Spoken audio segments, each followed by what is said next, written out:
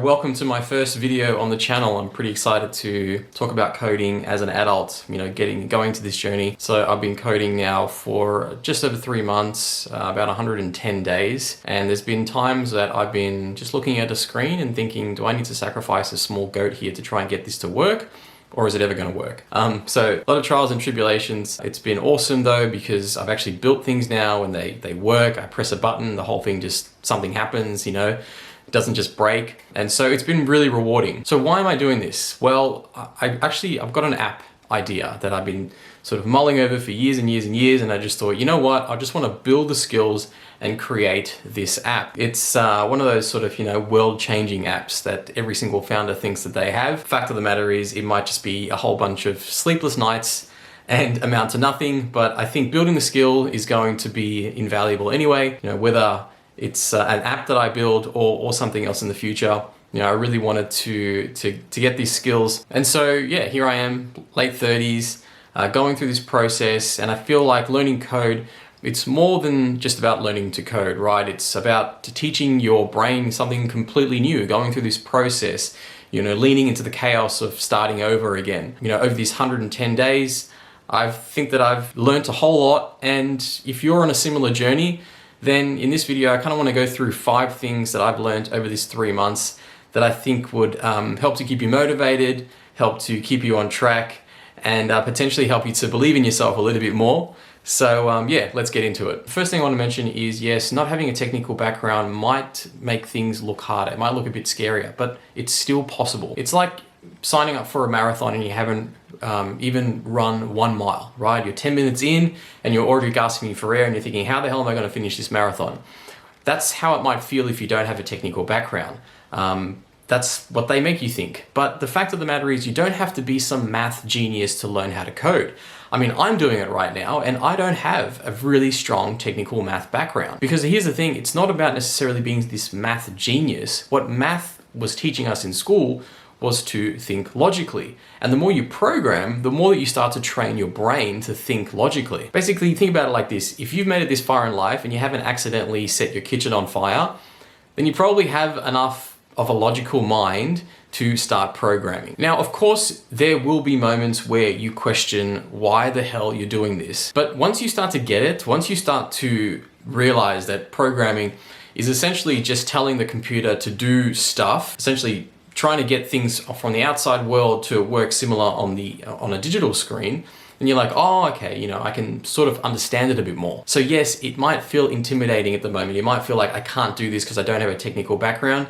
Forget it, you can do it. Just trust the process, start today, and just keep going. It's gonna be tough, but don't let that hold you back, the fact that you don't have a technical background. Okay, so point number 2 is that what I'm starting to learn is that anybody can learn this with the right level of discipline. I wasn't exactly the most confident person when it came to starting to code. I honestly, you look online and I honestly thought that coding was for the 20-something, prodigies that were doing nothing but drinking energy drinks all day and just like solving algorithms in their sleep. Meanwhile, I'm over here just Googling what is JavaScript like it's my first day on the internet. But here's the thing, like I said, I'm 110 something days in and I'm building things. Like I'm actually building things, like actual things that work. Now, I'm not saying I'm the next Larry Page or anything, but what I am saying is I'm doing things now that I couldn't do before. And the only reason that's the case is because I show up every single day. The basic message here is that learning to code is not necessarily about being the smartest person in the room.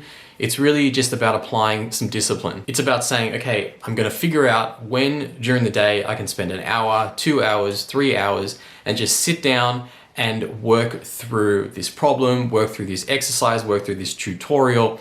I'm just going to dedicate this time every single day, and it's a non-negotiable. It's about saying, okay, today I'm just going to stare at some broken code.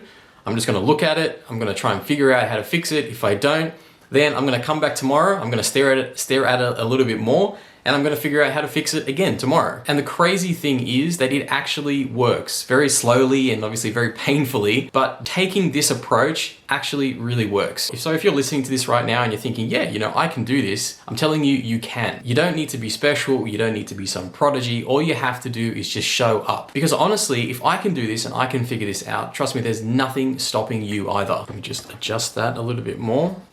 Perfect. Now, point number three, we're up to point number three. Yeah, point number three is, yes, it is going to be frustrating, but here's how to think about it. So the stories are true. You will sometimes just spend a whole hour trying to figure out why the heck your code is not working. And sometimes it's just due to a comma or a semicolon, and you're just like, honestly about to have a brain aneurysm. It's like when you try to like bake something or cook something and you realize that you put it in the oven and you haven't even turned the oven on and you've been waiting for hours. Yeah, that's the level of frustration that you'll feel sometimes. But what really helps me is realizing that I'm not the first person that has ever struggled with this problem.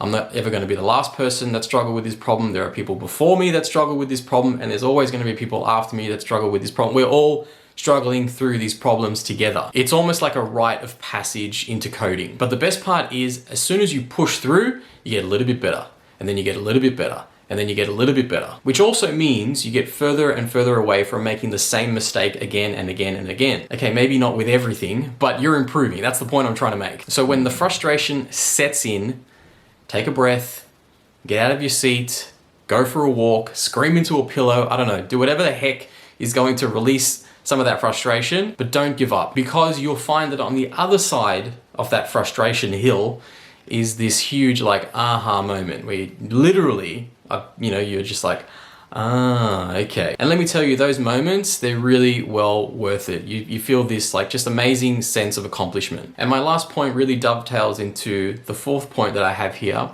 and that is that if something is harder today, it will be easier tomorrow. So something that you probably already know is that your brain is always working on problems even when you are not looking at them. Your brain can sometimes act like a very sort of slow, lazy partner or co-worker that decides to give you the answer just before you go to bed. There's been many times that I'm staring at a screen, I'm trying to figure out this problem and it's just not coming to me. And then I just take a break and then I come back the next day, I look at it and I'm just like, wait, why was this so complicated in the first place? Now, I don't know the science behind it.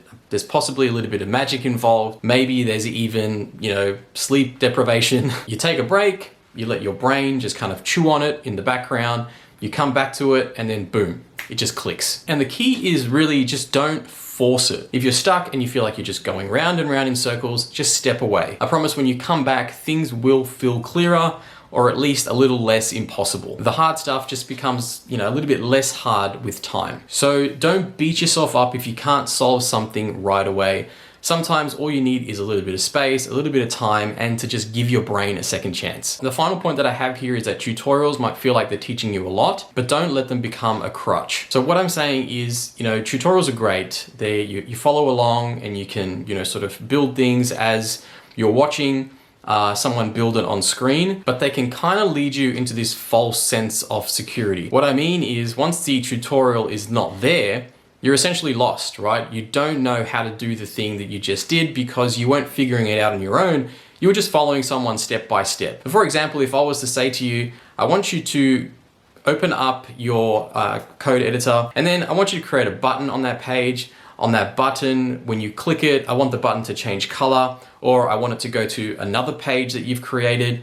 Like, if you don't know how to do those basic things, then you should probably stop the tutorials and just try to figure things out on your own first. Of course, it will be messy. Of course, you will get stuck, but that is part of the process of programming. Struggling through a problem forces you to think for yourself. Google like a madman, whatever it takes, but that process is really what you're trying to learn, trying to get better at. So by all means, of course, use tutorials. I use tutorials, but at some stage, close them and try to do things on your own as well. Because there's nothing better when you create something on your own and it works, you just feel like, you've got this superpower. So there you have it, guys. 5 lessons that I've learned over the past 110 days or 3 months that I've been coding.